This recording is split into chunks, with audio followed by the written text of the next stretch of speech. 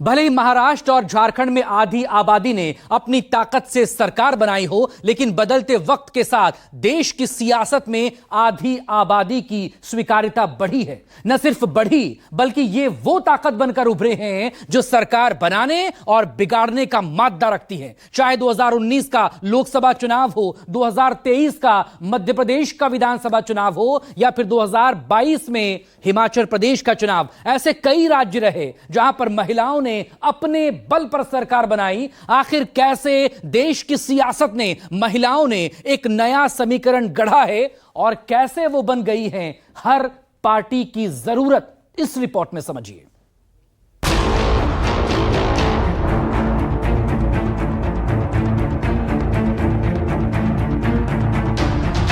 आधी आबादी जिस पर सबकी सियासत टिकी हुई है, जो हर चुनाव में हर दल के कोर एजेंडे में शामिल रहती है, जिनके नाम पर लोकसभा चुनाव में कांग्रेस नेता राहुल गांधी खटाखट योजना लेकर आए थे।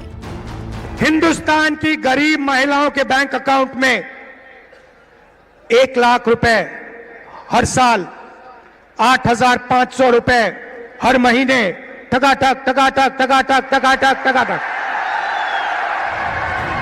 आधी आबादी जो हर चुनाव में प्रधानमंत्री मोदी के मुद्दों की लिस्ट में टॉप पर शामिल रहती है।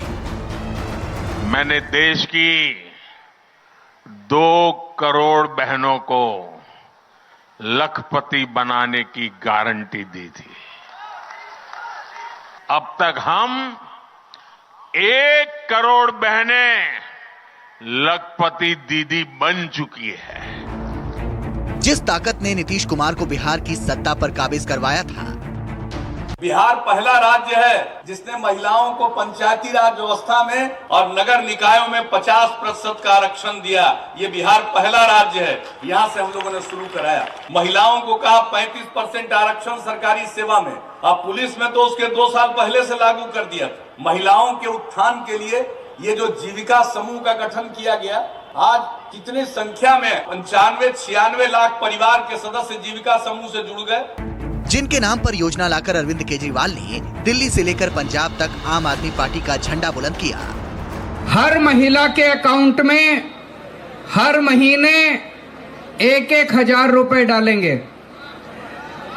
अगर किसी घर में 2 महिलाएं हैं तो दोनों को 1,000 रुपए महीना मिलेगा। किसी घर में 3 माँ, बेटी, बहू, 3 महिलाएं हैं तो तीनों को 1,000 रुपए मिलेगा। जिनके दम पर शिवराज सिंह चौहान मामा शिवराज बने और मध्य प्रदेश में बीजेपी को भारी बहुमत से सरकार बनाने की ताकत दी।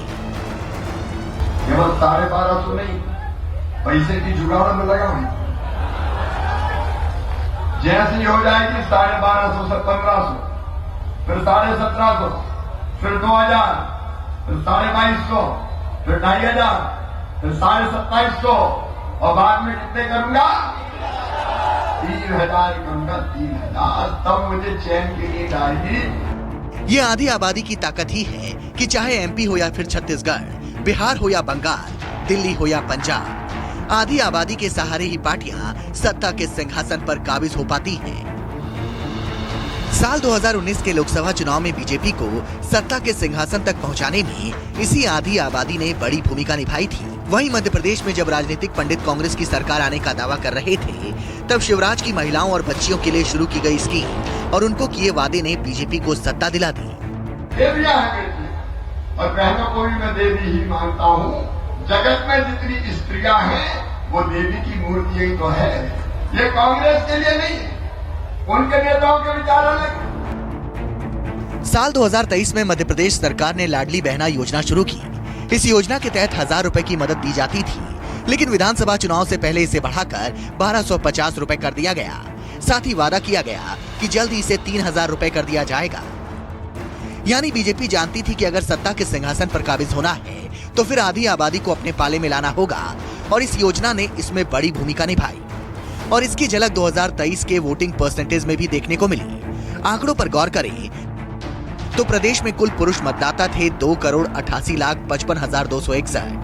वहीं महिला मतदाता थी 2,72,01,400, जिनमें से 2,25,03,473 पुरुष मतदाताओं ने वोट किया, वहीं 2,06,90,341 महिलाओं ने वोट किया, यानी पुरुषों ने 77.99% तो महिलाओं ने 76.7% वोट डाले और इसी महिला वोट बैंक का बड़ा हिस्सा बीजेपी के पाले में गया और उसकी सरकार बन गई।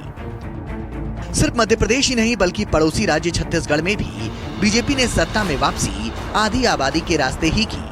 महतारी वंदन योजना का प्रचार वहां के विधानसभा चुनाव में बीजेपी ने पुरजोर तरीके से किया और आधी आबादी को अपने पाले में लाने में कामयाब रही। छत्तीसगढ़ विधानसभा चुनाव में महिलाओं ने बढ़ चढ़कर हिस्सा लिया, यह आंकड़ों में साफ तौर पर देखा जा सकता है।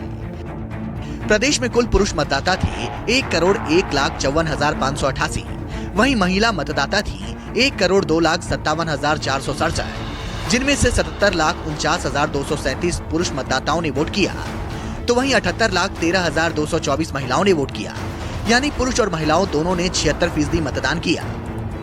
सिर्फ बीजेपी ही नहीं बल्कि कांग्रेस ने भी महिला कार्ड खेलकर हिमाचल की सत्ता हासिल की थी। कांग्रेस ने अपने घोषणा पत्र में 18 से 60 साल तक की महिलाओं को हर महीने 1,500 रुपए देने का वादा किया। बीपीएल परिवारों व विधवाओं की बेटियों के विवाह के लिए अनुदान राशि को बढ़ाने का वादा भी मैनिफेस्टो में किया गया।